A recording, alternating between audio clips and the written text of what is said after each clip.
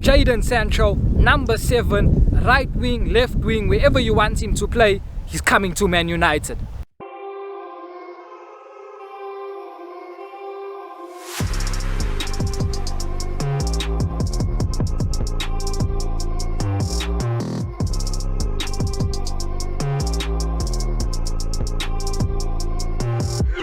Manchester United have agreed a fee of £73 million for the transfer of Jadon Sancho with Borussia Dortmund.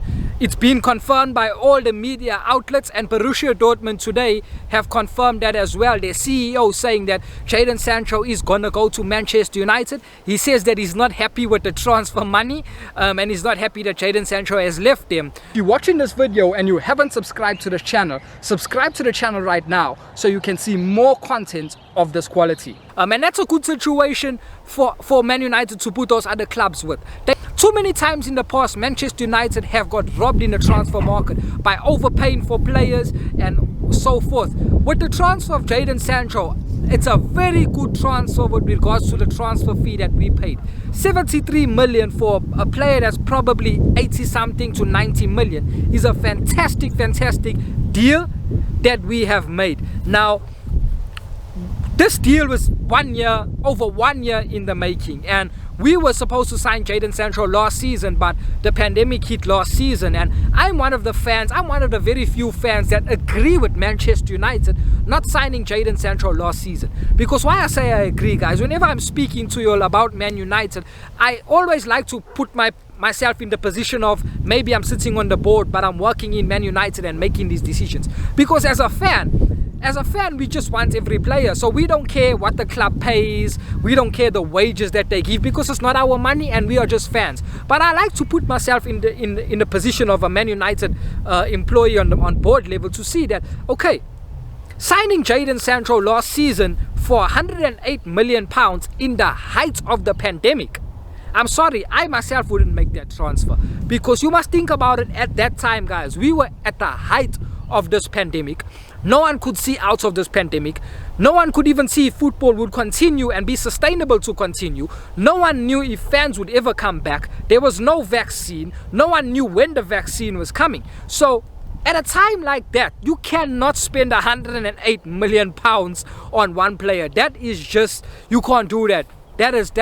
You can't do that, guys. So I agree with Man United for not paying that money. It was too much to pay in a pandemic. Now, if there weren't a pandemic, I would have said, yes, you need to pay that, because that's the sort of money that you will pay for a Jadon Sancho. I mean, you look at his goals and assists for Borussia Dortmund. It's crazy numbers that he's putting up, and he was their best player at that time. Along comes Erling Haaland, and obviously Haaland is their main player right now. But at that time, he was their best player, and that's the sorts of money that you are going to pay for a talent like Sancho. So I would pay that money if there was no pandemic.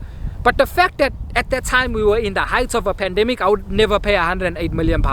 Never. So Man United made the right decision, in my view, in a pandemic, to not buy Jadon Sancho for that money. Fast forward 1 year later, and all of a sudden we get Jadon Sancho for 73 million. We've saved approximately £30 million on the same player. On the same player that's not so many years old, 1 year older. 1 year older doesn't make any difference because he's 21. It's not like he's 32 or 31 years old, where 1 year can make a difference in those players' careers.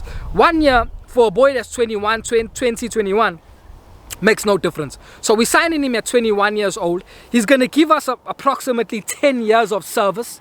10 years of service at the top level before he declines. So we're going to get 10 years usage out of Jadon Sancho, and we only signed him for 73 million. We saved approximately 30 million. Going into this window, Borussia Dortmund wanted 85. We brought them down from 85 to 73, and you have to give credit to the people that are doing the negotiating, Matt Judge at Man United, for the transfer that we have made for Jadon Sancho. It's an excellent transfer. The only caution that I've got is that I'm reading some news outlets, and they're talking about his wages being something like 350. That can never be right. But then I also read certain other news outlets, and they're saying that his wages are 250. Now I can understand paying him 250.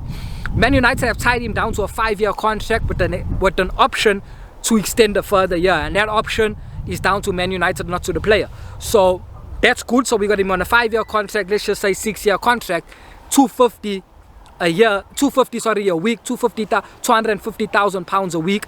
That seems fairly okay. But 350, I'm not happy with 350 if it is 350.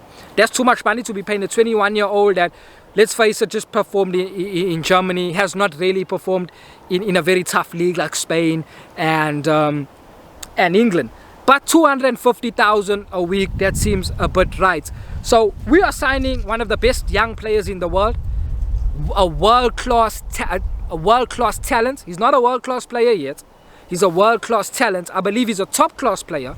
He's a world-class talent, and we're signing him. He brings a lot of versatility. He can play on the right wing, he can play on the left wing. Sometimes he can even operate as a 10, but obviously we won't play him in the 10. We've got Bruno, we've got Pogba, we've got Donny van de Beek. So right wing and left wing, he brings versatility, and that's what you always want in a player. You want a player that's flexible, a player that that's versatile. You look at Joshua Kimmich. I mean, he's world class, that boy. That's a reincarnation of Philip Lahm. I'm sorry, that's a reincarnation of Philip Lahm. Philip Lahm could play as a right back. Philip Lahm could play as a midfielder. He could play as a number 6. He could play as a number 8. And that's Kimmich. So you want players like that can give you versatility, because versatile players means that you can change from formation to formation, means that you can play them in different teams with different players and they can still perform. So that's what we're going to get with Jadon Sancho. We're going to get a player that's extremely versatile. With regards to his ability, guys, Jadon Sancho is not one of the most talented players in the world. No, he's not. No, he's not. Phil Foden is more talented. Phil Foden is more talented than Jadon Sancho. João Felix at Atletico Madrid is more talented than Jadon Sancho. And I would even say, this is going to shock you guys, Callum Hudson-Odoi at Chelsea is more talented than Jadon Sancho. Now, guys, I'm not saying he's a better player. A player that's more talented doesn't mean that he's the better player, because there's many variables that go into making a player a top-class, world-class player. It's not just talent. So I'm saying these players, these are just a few that I can think of right now. I'm saying Hudson-Odoi is more talented than Jadon Sancho. He's not the better player. Jadon Sancho is the better player, because Jadon Sancho is getting minutes and experience and all these type of things. But Hudson-Odoi is more talented. I saw Hudson-Odoi playing, come up the Chelsea ranks, playing pre-season under Maurizio Sarri, and I saw a world-class player there. I saw talent that was immeasurable. This guy had it all. And couple months later, Bayern Munich wanted to sign him. Bayern Munich don't sign duds. Bayern Munich signed the best of the best.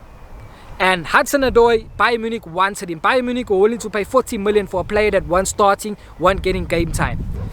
He's a top talent. He's not getting game time at Chelsea because Chelsea don't promote youth. Chelsea don't play youth. Chelsea don't play players from the academy. They don't do that. They don't do that. You have to go out and make a name for yourself. That's how Chelsea operates. So with Chelsea, I don't understand why he committed to Chelsea and signed a long-term deal with Chelsea when he should know the history of Chelsea. They don't play young players. They don't play players from their youth. You look at Billy Gilmour, who's a very good midfielder. He can play as a holding midfielder, he can play as a number 8, he can play as a deep line playmaker. A very good midfielder, but now he's going to Norwich on loan because Chelsea can't give him game time. That's just how Chelsea are. Chelsea want to spend money and get the players from outside rather than promote the same players that are maybe even more talented than the players from outside. They rather get the players from outside and promote their own players. That's just how Chelsea are. So I'm saying what I saw, guys, about Hudson-Odoi, he's more talented than Jadon Sancho.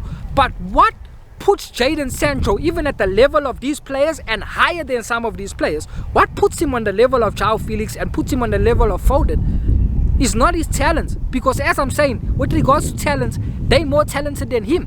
What puts him on this level with these players and on a higher level than all of the other players that are in his age group that I haven't mentioned is his decision making.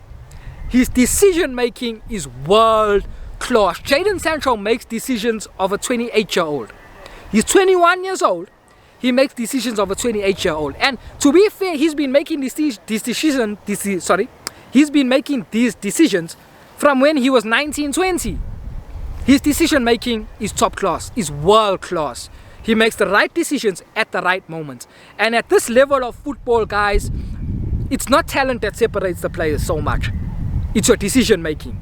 That's what separates the players. That's why when you look at when we as Manchester United and all the other big teams, when we play the smaller teams in the league, whoever they are, Crystal Palace, Newcastle, Brighton, whoever these smaller teams are that we play, you see the differences in decision making. You see that these teams can be leading us 1-0, 2-0, and they'll throw the game away because one of their players will give away a penalty. One of their players will get a red card. They throw the game away like that. Their decision making is so bad that I watch the game as a neutral. And I'm like, I get angry at them because they're making the basic decisions, they're getting it wrong. I mean, there was a game where Manchester United versus West Ham, I think it was. And West Ham were beating us, guys. West Ham were beating us, and beating us, or we were drawing the game, but we weren't winning the game and we needed to win the game. Paul Pogba was in the West Ham box. He was running away from their goal. His back was towards their goal. He was going outside the box. The West Ham player fouled Paul Pogba in the box. Paul Pogba was going away from the danger area. The West Ham player fouled him from the back and gave away a penalty. As a result of that, Man United won the game. That's what I'm talking about, decision making. Now that's in a defensive point of view. When you're going further up the pitch, I'll give you an example. Someone like Marcus Rashford makes wrong decisions. Consistently makes the wrong decisions. Number one, when he's running with the ball, he runs straight into the players. That's the first thing. When he gets an opportunity where he should maybe he must pass the ball, he'll take a shot. From outside the box, the likeliness of him scoring is very low, but he'll take the shot instead of pass. That's Marcus Rashford. Another one is Raheem Sterling. Wrong decisions. Raheem Sterling constantly makes wrong decisions.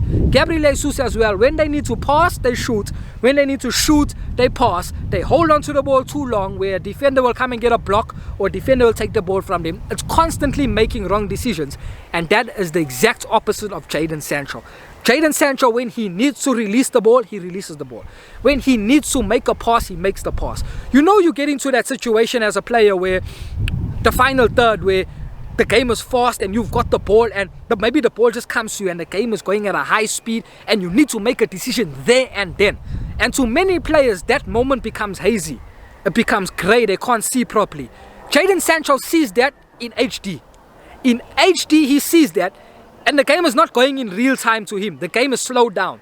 He's able to make the right decision at that moment. High speed game. He's able to slow the game down with his mind and make the right decision and make the pass or take the shot.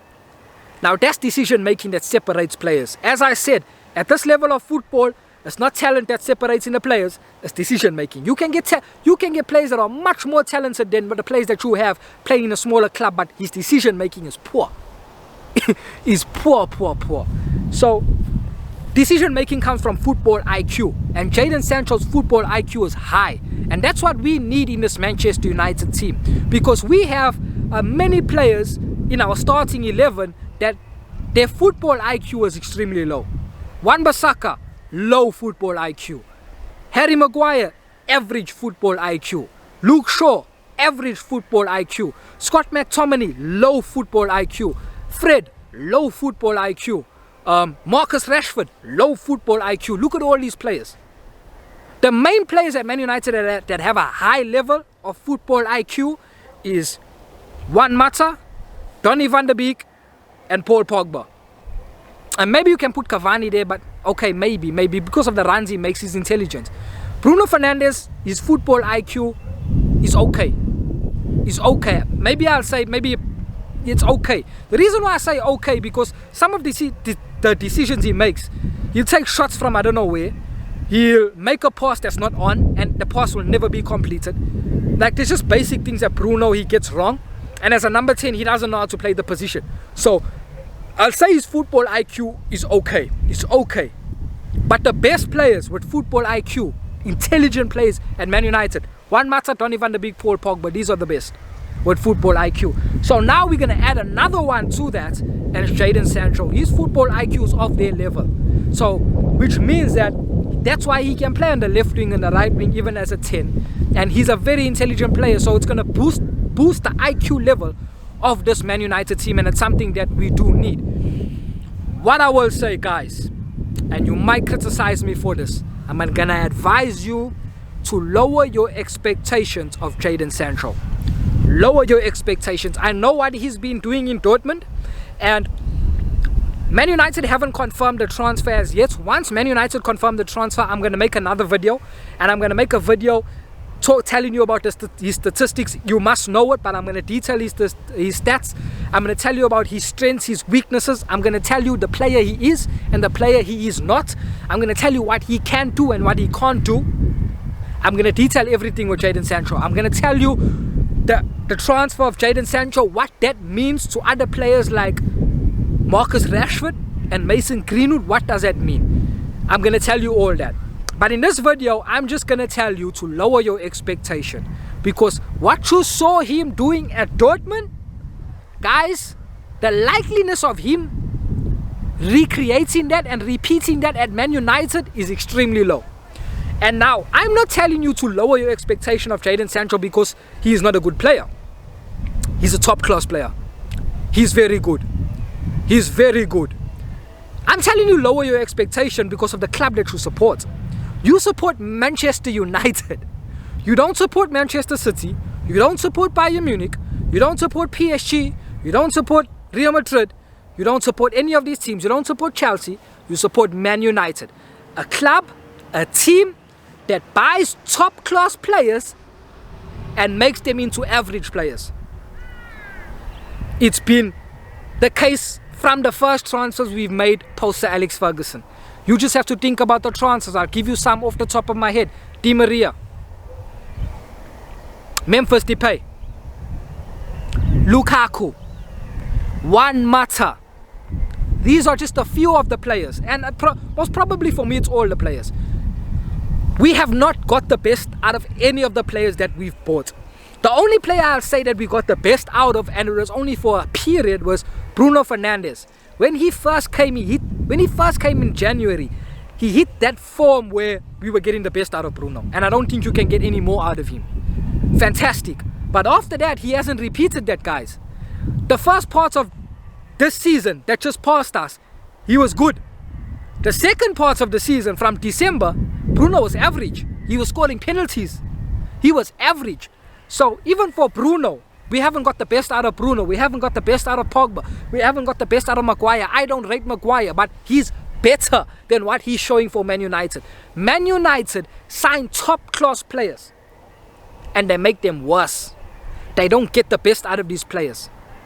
And that's not because of the players. I always say this, guys, at Man United, the problem is not the players. And whenever you hear the pundits talking and the people in mainstream media, because they don't have a high level of understanding of the game. Not because you play the game means that you have the ability to analyze the game. Playing the game and analyzing the game is two different skill sets. Two different skill sets. That's why the best players make the worst managers.